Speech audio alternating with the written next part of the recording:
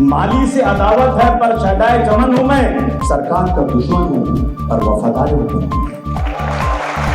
माली कभी रुतबे में चमन हो नहीं सकता, सरकार का मतलब तो वतन हो नहीं सकता।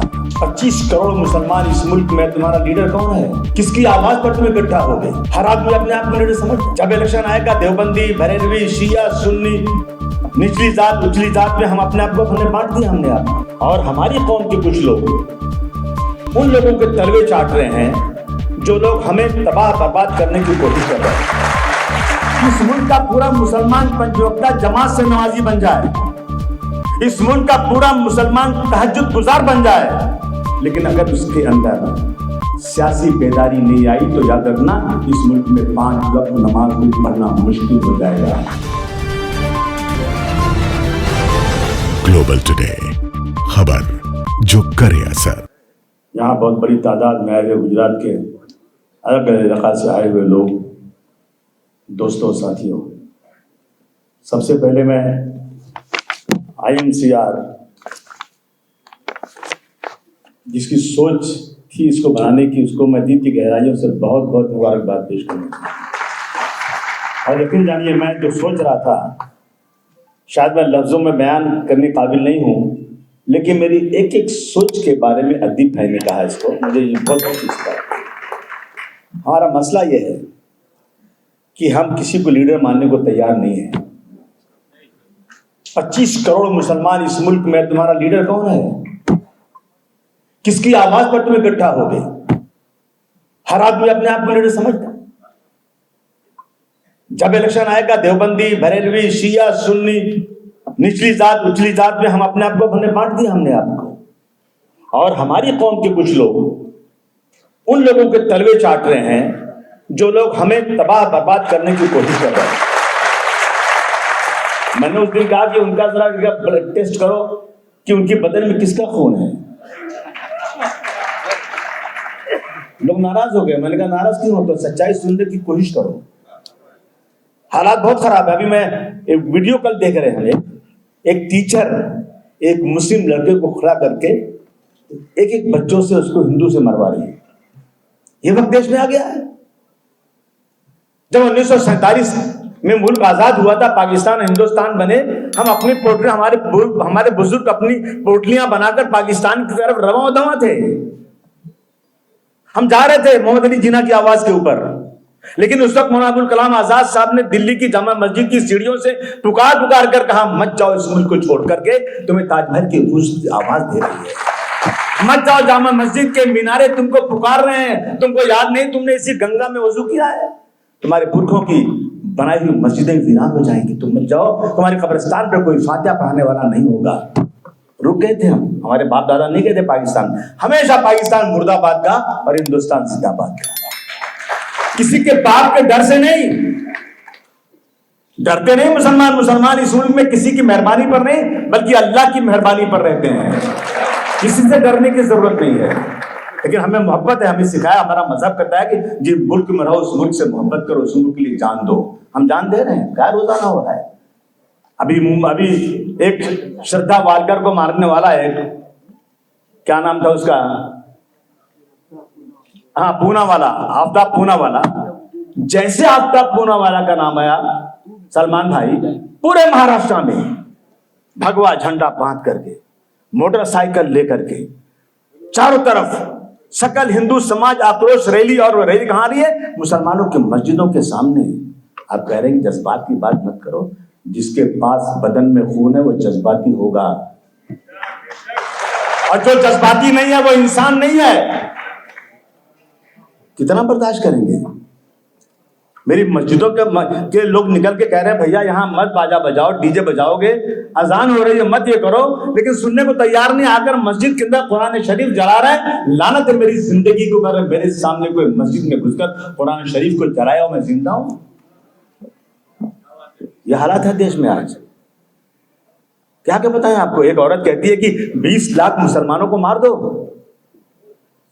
एक कहती है कि घर में सब्जियां काटने वाले चाकू को तेज रखो, और ट्रेन में एक सिपाही ने 3 मुसलमानों को मार दिया।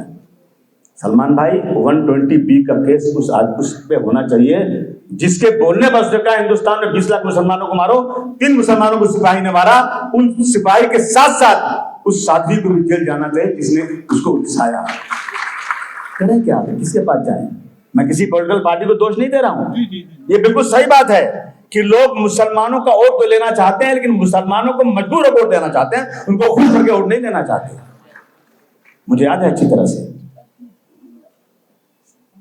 मैं सिमी के तरफदार नहीं हूं, मैं सिमी के मेंबर नहीं हूं,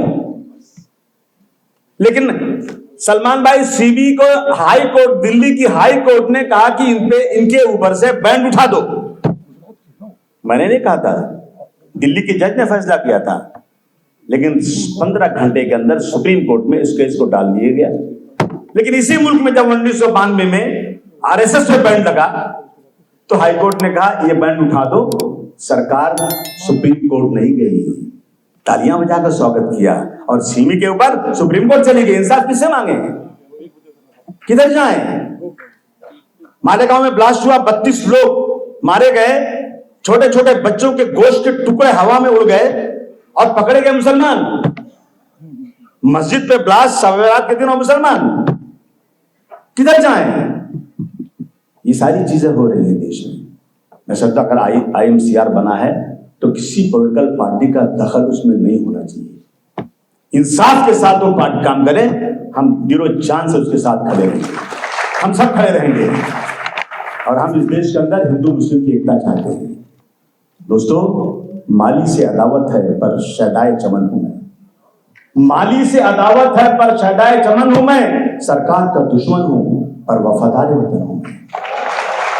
माली कभी रुतबे में चमन हो नहीं सकता, सरकार का मतलब तो वतन हो नहीं सकता।